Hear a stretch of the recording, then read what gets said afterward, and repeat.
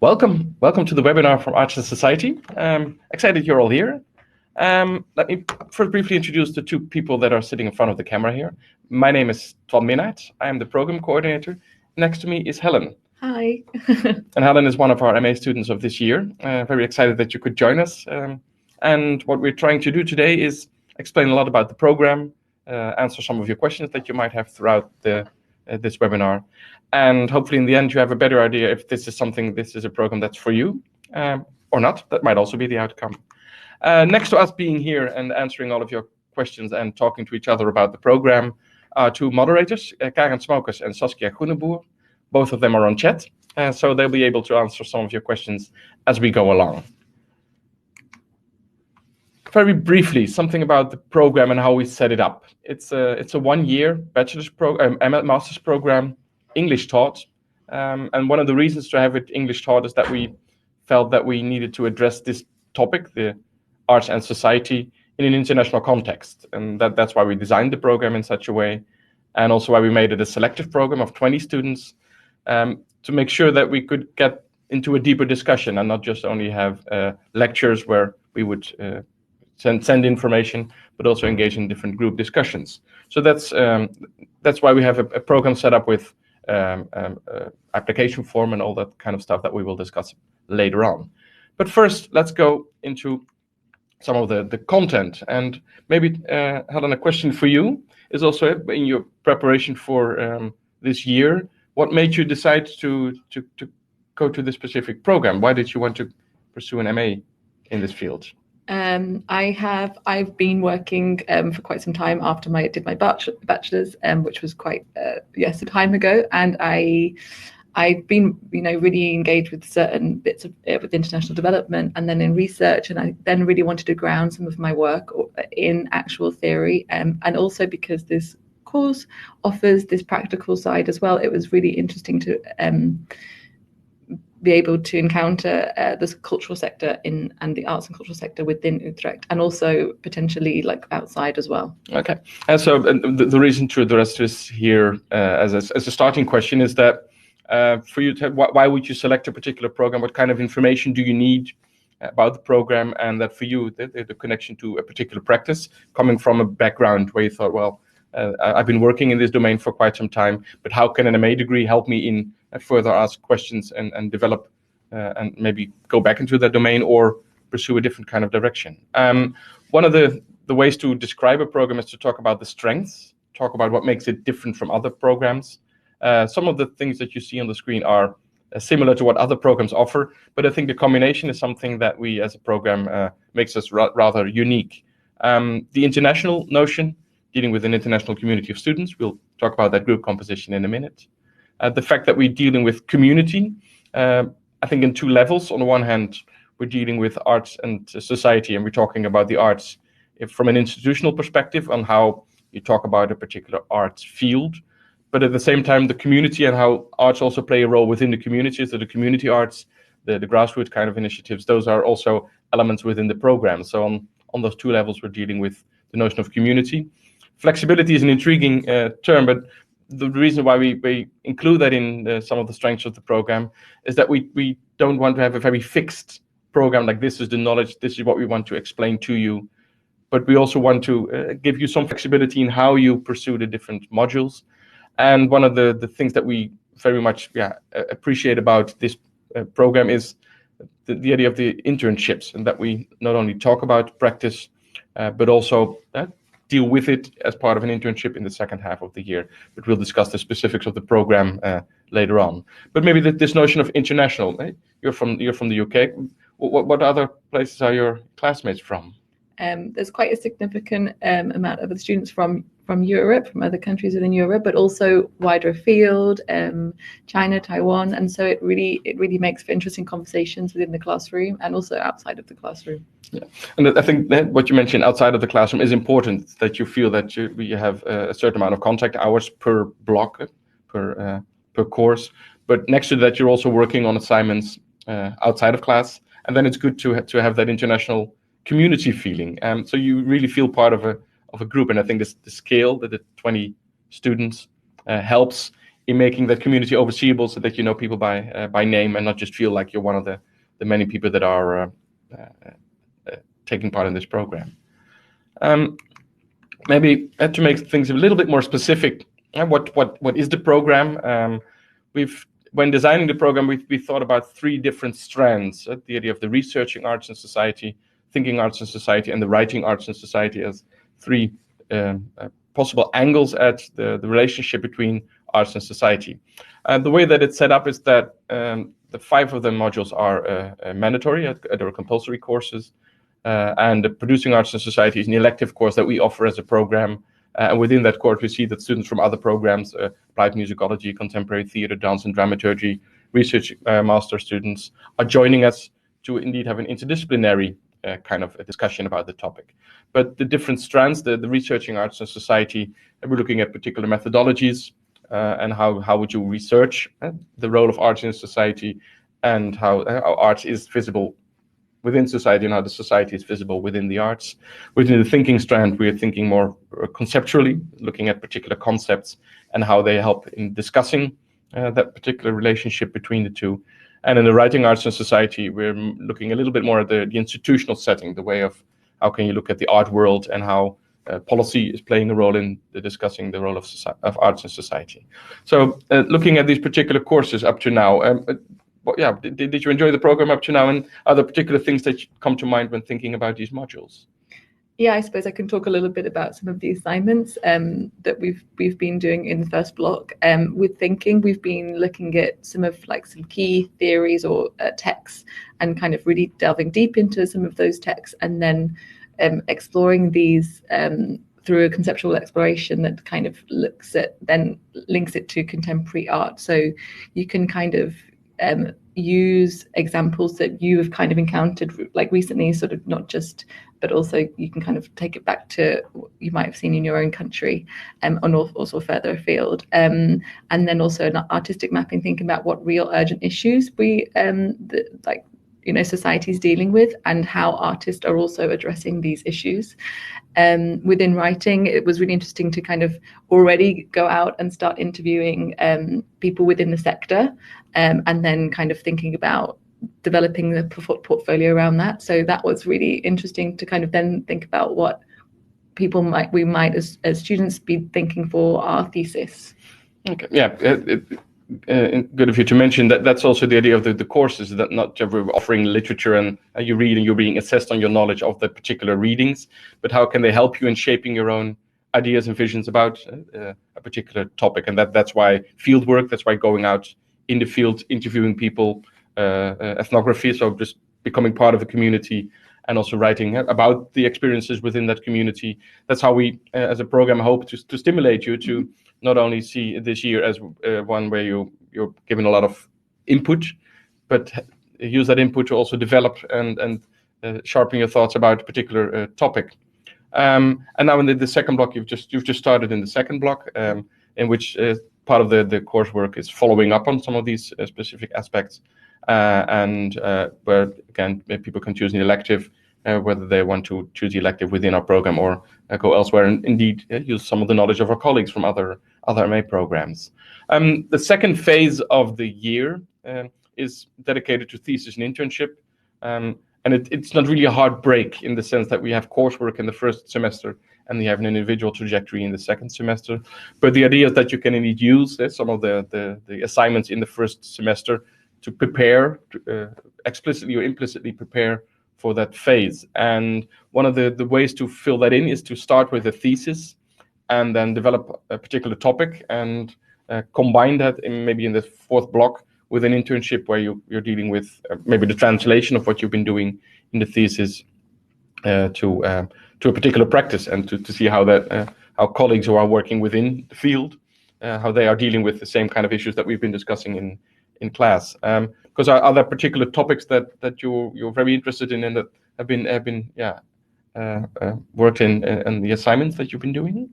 I suppose I'm really interested in social change and sort of art's role with social change, but particularly around structures and how institutions allow sort of different structures that to to address social change. But I also feel like it's also allowed me to think about other things that I might not necessarily have been initially drawn to, which is great, because then it kind of really diversifies what exactly, it divides for what I'm kind of studying, and thinking about positionality, how we as students, but also, you know, writing something as scholars, what we kind of put out there and how we consider our own position. Yeah.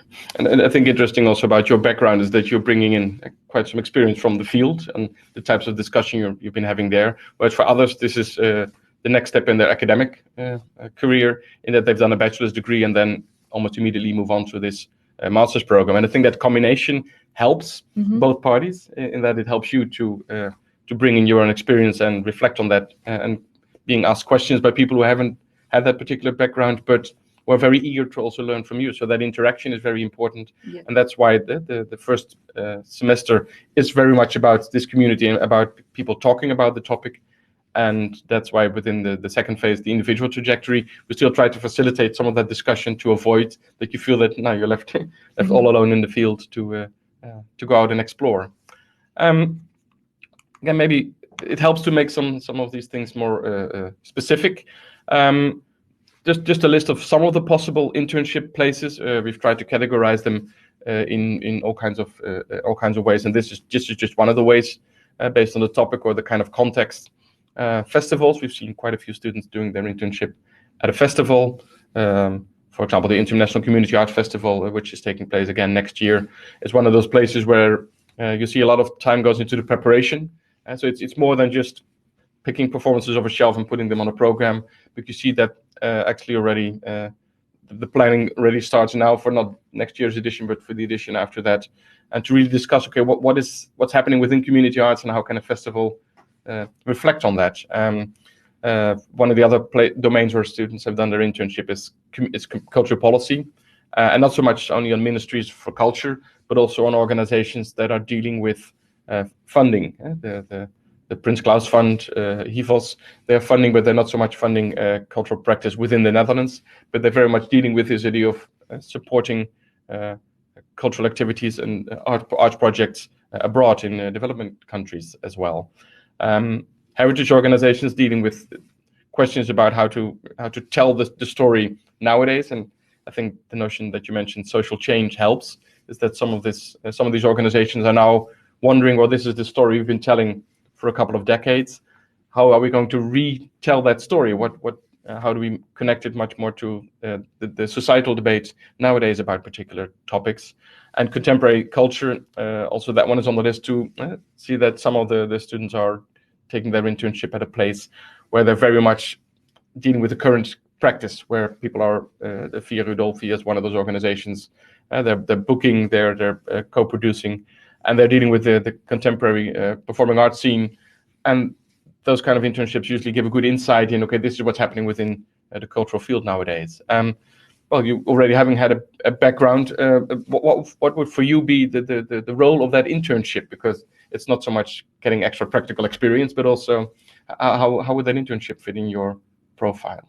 I suppose a lot of my experience has been within sort of grants or funding organizations. And so I'm really interested in doing something that's a little bit more practical, or potentially able to do more research and conducting research within an internship or within an organization that allows me to do like a sort of smaller, maybe following on from my thesis, so that I can sort of diversify my CV, and it's not just the same things around sort of funding organizations.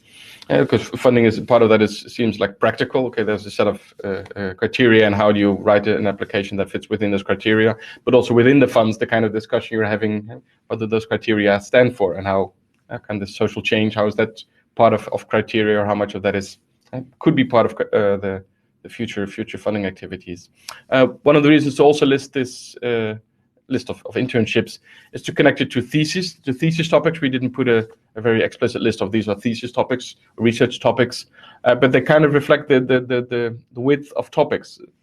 Part of it has to do with the institutional art world, with funding organizations, with museums, with theaters, with film festivals, and some of them are dealing with the smaller scale organizations, that offer the student the opportunity to really conduct research on a very explicit topic. One that comes to mind is Artists in Residencies.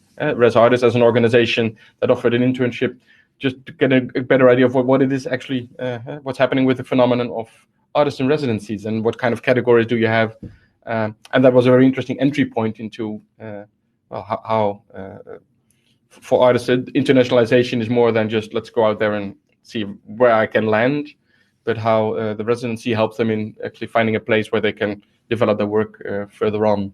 And again, thesis topics deal with museums retelling their narrative about the colonial past, dealing with our film festivals are dealing with digitalization and interactive possibilities, and so they are quite often dealing with this combination of what's happening within practice and how can theory help in asking questions to that particular practice that helps that practice further along, but also helps academia in understanding better how useful those concepts are that we're using. Sometimes it also works the other way around, that there's a very interesting theoretical concept or a notion or a phenomenon, and that's being developed first, and then the case studies help in asking questions to the theory. So it's again this mixture of the two that would help. This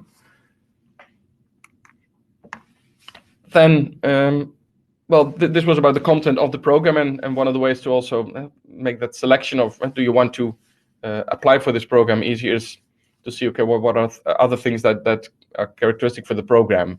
I mentioned something about the faculty, about the people that are teaching here, without going through an entire list of names. Some of that is on the website as well. But what we try to find is a good mixture of experience in particular domains. I have a background in cultural policy and theater studies. We have colleagues that are much more into the visual arts. We have colleagues that are much more into ethnography. So you see this variety in methodologies, in variety in art forms that we try to find as a mix. The notion of partnerships is that we try to cooperate for a longer period of time with very specific partners, and you might have met some of those partners already in the courses that you took. So to make it more than just us as a university focusing on teaching you a lot of things and then let's go out in the field, but we very explicitly use them as case studies and as partners in the program.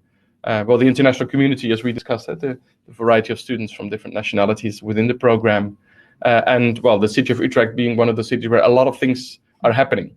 Because how is Utrecht for you, and how is studying here, apart from just the program, but how is just the fact that you're now studying here in the Netherlands, in the city of Utrecht in specific? How is that?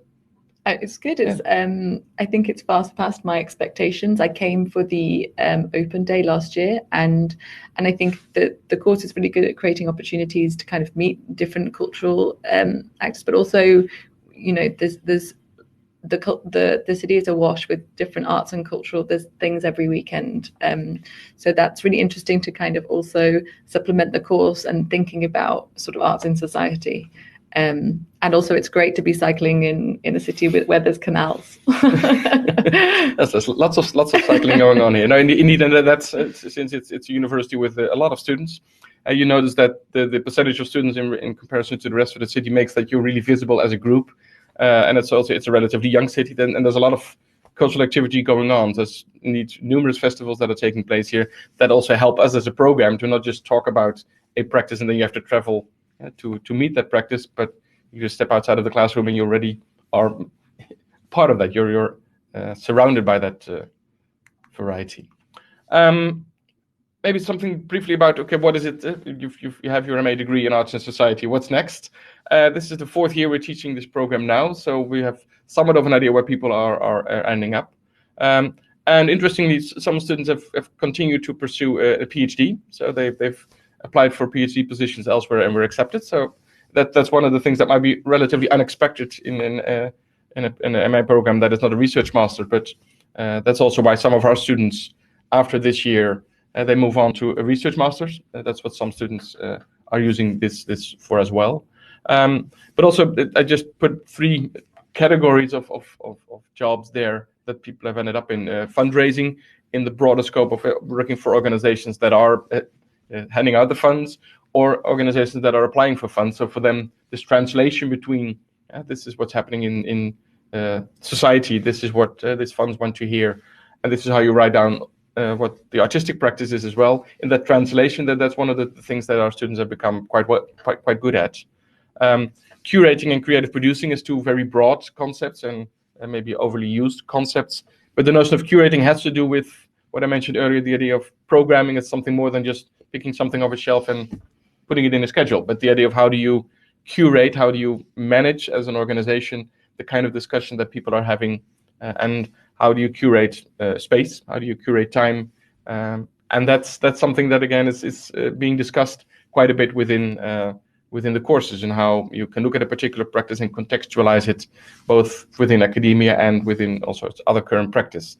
Same with the idea of creative producing, where you're not just fundraising, but where you're also, as a producer, think about the content and try to find creative ways of actually making visible certain ideas within society, and how they can help in and how an academic background can help in maybe writing things connected to somewhat more on a meta level, rather than just very practical. This is what we want to do. Now you are able to connect it to some of the broader societal issues. Well, without immediately putting you on the spot, but the idea of how do you think up to now the MA has changed your perception of your previous work? I mean, you chose this very specifically in wanting to delve deeper into academia. How has this year been shaping your thoughts on I'd say like life after the MA? I suppose it's a little bit too early to say what exactly I will be doing afterwards, but I definitely feel like it's opened my eyes to different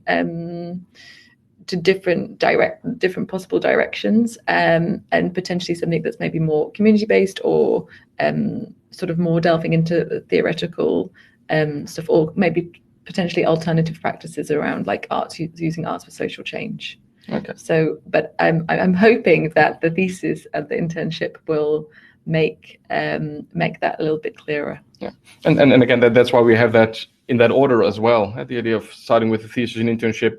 The internship quite often is the bridge to what's lying ahead. So we've seen quite a few students who finished their thesis, finished their internship, and then continued working for that particular organization where they had their internship. So that's also one of the ways to look at this program, is how does it help in focusing on a particular topic, a particular societal issue, a particular development within an art form, and also use the coursework to sharpen your thoughts. And that's indeed, you're right in the middle of that phase now in the first semester, in how that eventually helps in translating that again into what you want to do after this program. We've talked a lot about the content and what's happening within the program, and how how that might help in choosing this particular program. The entry requirements, there were some questions about that as well. Basically, it says BA degree in which you show that it makes sense for you to go into arts and society, and that can come from all kinds of directions. It can be a bachelor's degree in musicology, in media and culture, heritage. But it can also be, and we've had some applications from people from the medical field, where they felt that how do you look at the role of society, and how do you look at how do you stay healthy? So the concept of health has many different angles, and so in that sense, I wouldn't say that anyone can apply, but when you're applying, it should make sense why you want to focus for an entire year on this relationship between arts and society, and that angle can come from society, from what's happening within societal issues. And also how you can look at what's happening in the arts, and that's the mix of students. I think that's also what you notice within the classroom, that some of the students are very much focused through their BA degree on what's happening in the arts, and have their vocabulary, their theoretical background is much focused on that, and others bring in different perspectives. Also, people who have a very practical background in that they have a degree in visual arts, or that they're filmmakers, documentary makers. So the BA degree in which you show that it makes sense for you to be connected to arts and society, that's one of the criteria. And what we very closely look at is the writing sample and the motivational letter. In both, you can use, not to give a very generic idea of this is why I want to delve into academia, but also why this year would contribute to that particular step. So, for example, writing samples can be former bachelor theses that are on this particular topic, or you can write something very specifically for this application. And the same with the motivation letter. It's not just stating why you want to go into academia, why you think Utrecht is a very great city, which of course is always good to include, but also to understand what's your motivation, and in a sense to manage expectations. Are you asking something that we as a program can offer? And that's why I think it helps on many different levels to explain the background of the program and why we think it's important to have an academic program on this relation of arts and society, to indeed have this connection between societal issues, the artistic practice, and try to find all of that within also the people that are taking part in the program, because that's the application phase is also for us is one of the ways to to create a community, in that you have the international community, that you have people from different backgrounds, different angles, and that in that way the result of that is that you need to have a very diverse community in which you can discuss these topics and not just have one set of students with a very similar background that are discussing the same topic over and over again. So that's why this application phase is one of those moments where we can also see the variety of students that are applying for this program, and that's what we've seen over the years.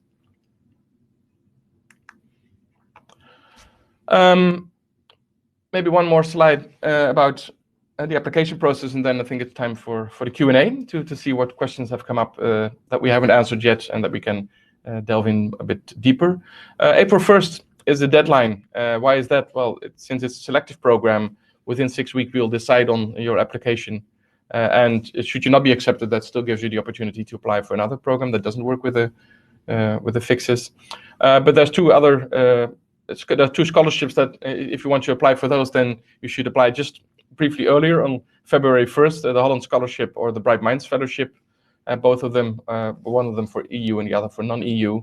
And that's why we have the February 1st deadline, because you need to know that prior to applying for these particular funds. But other than that, well, be on time, and you can always contact us if throughout the year you have particular questions.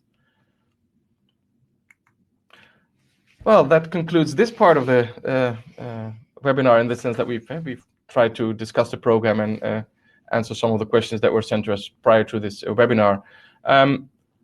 Well, I think one of the questions, and let's see who asked the question. We have a question from Demi about, do we have any book recommendations about topics that are discussed in the MA that we recommend reading?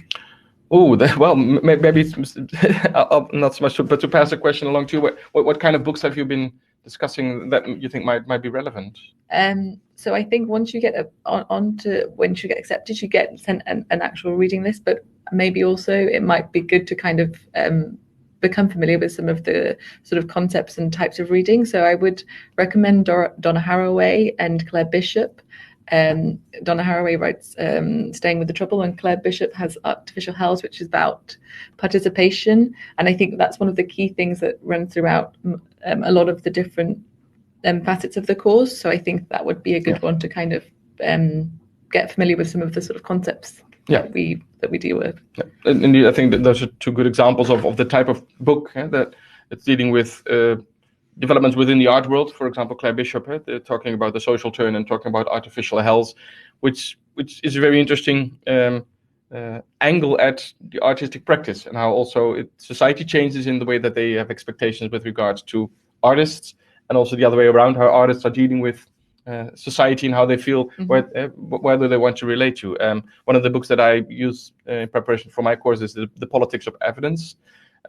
Also looking at the role of the researcher, and again, that's one of the angles we try to choose, not just to talk about research, but also look at you as a researcher and how you, through researching particular topics, are becoming part of a discussion about that role of arts in society, and not just registering it or viewing it as an object of study, but actually participating in it. So those would indeed be some of the authors that we would recommend. But good question.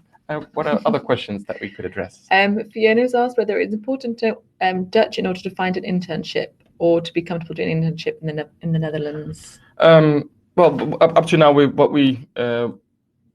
very happy with that happened, is that also for international students, we've been able to find internships without much of a problem. And that's partially because the Dutch art field is quite international, is that there are particularly some smaller scale organizations. Well, they already are an international community. They are talking English at the internship place. Dutch is quite a complicated language to learn. I can imagine that for you it still seems quite difficult to understand. It helps indeed at some point within the community to see how the Dutch students that are in the community can also help in making you much more acquainted with Dutch society and the way that things are happening here. So it's not an obstacle in finding internships up to this point, but that's also because we have some possible internships, but also there's a possibility of pursuing an internship abroad if you want to. I don't see much of a problem up to now. So Okay. what are other questions? Anna has asked, how long is the internship and how many hours a week is the course? Okay, yeah. Without becoming too technical, but the internship is 15 ECTS, which means it's close to 420 hours in total. So more or less 10 weeks full-time or 12, 13 weeks half-time.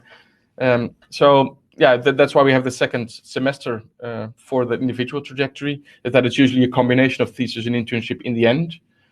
So both are dealing for one block, so it's a full-time 10 weeks full-time. And what we usually see is that a combination of the two helps, because quite a few internship places would like you to be there for a little bit longer. They like you to be there for 2 or 3 months. And again, that's what I meant with the flexibility. The idea of the flexibility is that, well, if the internship would like you to start April 1st, and that helps you, and we can see how that is also connected to your thesis topic, then you can start your internship on April 1st. What we want to avoid is a situation where you first start working in internship and then draw you back into academia for your thesis. So that's why the thesis does start in the third block, but that's why combinations of the two sometimes help in accommodating particular internships. Yeah. Yes. And we have another question from Claudia, who has said that she finds it difficult, if you don't know Dutch, to be part of the artistic television media groups. What is your feedback on that respect? The concept of media is quite broad, in that if you're talking about the television world, there's different angles towards that. You have the public broadcasting system here, which is indeed Dutch and is geared towards. But looking at all kind of other media outlets, looking at festivals and how they are very much international. Film Festival Rotterdam, ITVA in Amsterdam. Those are film festivals that are dealing very much with an international context. So Media Impact Festival is also dealing with media. V2 as an organization is dealing with new media. So I think it kind of depends on if you're looking at the more traditional institutional setting and the way that it's a service to the Dutch society, or if you're looking at the role of media within society. And you see particularly the somewhat smaller scale organizations are very much international in that sense. So I can understand the perception of the domain being very national, but on the other hand, I do see quite a few organizations that are dealing with that on a very international level. Yeah, and I haven't encountered any specific issues with that. All of the festivals or events we've gone to as part of the course have all been delivered in English, so it hasn't been an issue. And there's a lot of the programs outside has programs that are language no problem, so you can always access performances that always maybe have English. Yeah, and again, something as a responsibility for us as a program to need to see that to show you that quite a large portion of the Dutch art world is actually international, and that you see, of course, different domains within theater. You will art forms that are dealing with language. And in some cases that then you are indeed dealing with a language bridge, but there are numerous art forms and numerous places you can go where indeed language is no problem at all. We have another question as well from Claudia. She would like to know if we can mention any projects dealing with art and migrant integration. Well, we've had quite a few internships and theses written about that particular topic. The idea of how indeed how can you tell a particular narrative, and I think you can also talk from experience in the sense that throughout the courses we're also discussing some of these examples. Indeed, the notion of heritage, the notion of culture, the notion of identity, some of these topics are very explicitly discussed within courses when we're talking about how policy is creating a certain reality with regard to identity, and how indeed within the assignment you have the freedom to explore and to discuss. People have been making artworks, start dealing with refugee centers or dealing with first or second generation of migrants, talking about their perception of identity within a society. So is that something that has also been discussed in other courses? And I think that there's definitely it's touched upon, as it's a current issue. It's definitely touched upon in a lot of the texts, and I know that some of the other students are going to be basing their thesis on this particular issue. So I think that there's definitely room and to explore this within the course. Yeah. Are there other questions that are still open? We have a question from Rafika. Which clarification need to fulfill this course, and is there any special course needed to be taken before the bachelor studies? I'm not entirely sure what one of the things that I didn't explain just yet is the pre-masters as one of the possible entry points into the master's program. What we have is a selective program, so that means that we don't have a pre-master that you can just take and then you're admitted to the program. So if you are considering applying and have the feeling that you might need a pre-master's, apply. And in the dossier, we might just put a note of this person we want to accept. But one of the preconditions that you finish a pre-master's program, then that's a program that is either in 30 or a 60 ECTS program. So that's something that you don't decide upfront, like I'm going to take the pre-masters and then I'm applying for the program. No, you apply for the program, and if you are accepted, then we have the idea that the pre-masters will help you, but that we think you're very well suited to take part in the program after that. So that might be the clarification that Rafika is looking for. We have another question from Sophie around the accreditation of the non-EU internships. She is currently working at a contemporary art gallery and an arts outreach program in India, and was wondering if something similar can be accredited. The idea of the internship is that you write an internship plan, and that is approved by both the internship provider and the internship supervisor from the university. There are many different kinds of internships that can take place. We've had one of the students who did their internship in Africa, and that's what she did there was indeed field work. And as long as there's someone who, on the hosting side that we can talk to see indeed that the only thing you're doing is only the very practical things, but that there is some room for you to explore a topic.